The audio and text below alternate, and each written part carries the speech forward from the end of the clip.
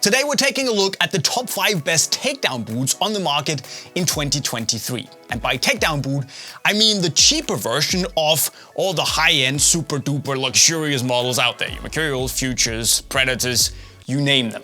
Now, I know that these boots are significantly cheaper than the high-end models, but that doesn't mean that they're necessarily bad. In fact, the ones on the list are very good and there's a whole lot of value for money in them. And that is, for me, what defines a good takedown boot.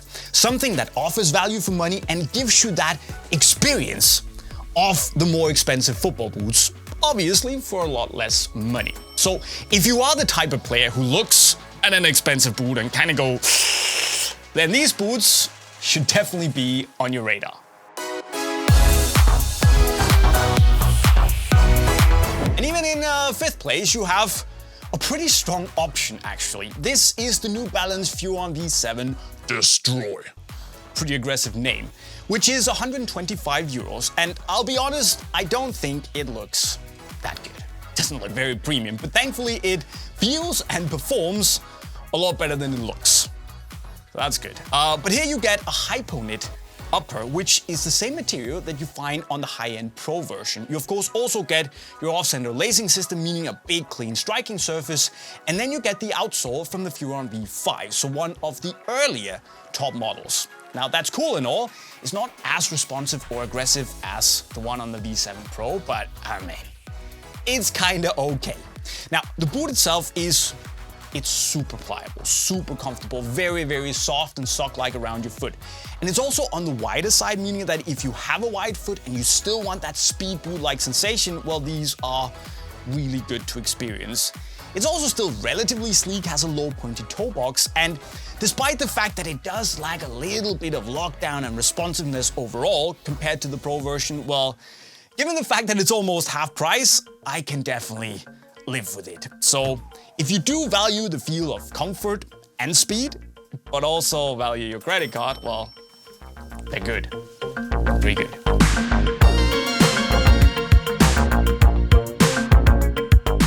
But if you're into speed boots, you should probably also consider looking at the Vapor 15 Pro, which is a little bit more expensive than the Furon. This is 150 euros, but it definitely also does a pretty good job of capturing that Mercurial vibe. If you've ever worn a Mercurial, you know what I mean. Now what you get here is also a relatively soft and pliable textile mesh upper that has actually pretty good lockdown for the price, but also gives you that trademark snug, sleek Mercurial fit. It is also definitely on the slimmer side compared to the Furon, so if you have really wide feet, well, keep it in mind and maybe just go Furon instead. But what you also get here is that really close and slightly textured feel on the ball, and of course also the same stud shape and stud pattern as you get on the Elite models. But what you don't get here, of course, is that 3/4 length Zoom Air unit in the outsole. You only get a little pod in the heel. But that might be a good thing. If you're one of those players that don't necessarily enjoy the feel of Zoom Air in your outsole, you don't want it, well, this is a pretty good way to get that and still get a Mercurial. And sure, there are some drawbacks. I would say that again, in hand, it doesn't look and feel as premium as it could. This is a little weird bump here on the forefoot, and the sock collar could be thicker and more premium. But given the fact that it still delivers this unique Mercurial feel, I would still say that it's a solid next best thing, if you can't get the Elites.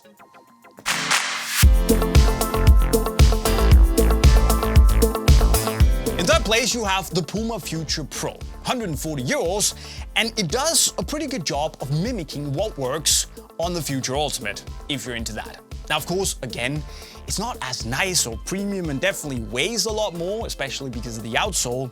But on the other hand, it just does the basics right in terms of mimicking more or less everything that works on the Ultimate. So you have this really soft textile forefoot with a bit of texture on it as well. You have a relatively stable midfoot with the power tape, and also what is in reality the secret behind power tape, this really strong inner liner that provides the stability. And then you have this just overall sense of comfort and almost like freedom of movement where there's nothing in the way while the boot takes care of the rest that you also get in the Ultimate. Now, of course, the outsole It's heavier, it's not as flexible in the forefoot or stiff in the midfoot as on the Ultimate. But then again, what can you do? It's 140 euros. And I would say overall, it does a really good job of mimicking, capturing the essence of everything the Ultimate does, just a little bit cheaper. And I do reckon that it might be able to fool at least some non-boot nerd players into thinking that it could be the Ultimate. Now, of course, if you're watching Unisport, you will know. But not everyone will, and that's not too bad. But 140 euros also buys you the Adidas Predator Accuracy 0.2, which gives you hybrid touch, and it gives you the SL Rubber Predator elements that you also find on the 0.1s and the pluses. And sure, there are fewer SL Rubber elements, and the hybrid touch doesn't have the same premium finish to it, but it's still a really soft upper, and you still get that grip and that mental edge that the more expensive versions also offer. Now, of course, there are some differences. The outsole is the one that's also on the 0.3, which is not the best. It's not a travesty either, but then there's also the fit, which you need to know about. It is definitely more on the snug, tight-fitting side compared to the two high-end models.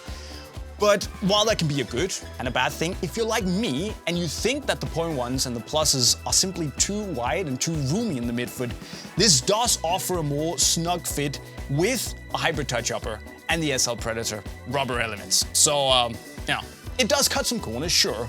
The heel it's super shallow, and it should have been better for the money, but I mean, the rest of the boot is very good. So I can kind of live with that. It is what it is.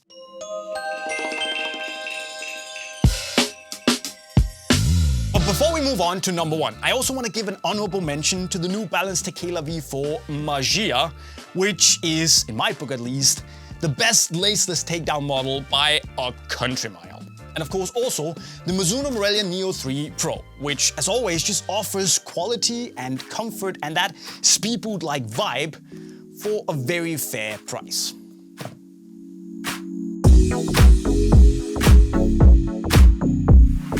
But for me, number one has to be the Nike Tiempo Legend 9 Pro, which, okay, I'll start with the bad things first. It doesn't have kangaroo leather, it's calf leather instead. Then the mesh tongue here is not as soft or stretchy as it is on the Elite model, and the heel liner is smooth instead of being this lovely suede-like premium material.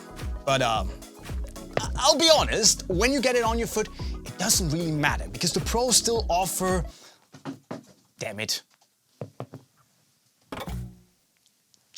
double damn it. With that said, when you get them on your feet, it doesn't really matter all that much because the Pros still deliver that Legend 9 magic. So they're super comfortable, especially when you break them in, which happens, I would say, fairly quickly. And it just offers this very plush and elegant and very stylish feel on the ball with a little bit of texture as well that you also find in the Elites. And sure, you can feel a difference and the Elites are definitely nicer. But if you don't want to pay all that money and you're okay with just a nice leather boot that feels elegant, that delivers without any nonsense, well, these are pretty hard to beat. I'm not gonna put this up there. It's not gonna happen.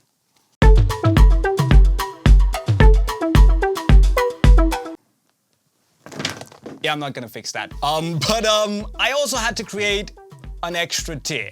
Let's call it the God tier, because we also have the Mizuno Elite models, which, unlike the Japan models, are made in Vietnam. So on paper at least, they are takedown models, but they're also 200 euros and they are kind of in a league of their own. So, you know, God tier and all. But what you get for these 200 euros is basically a set of boots that can rival any other top model out there.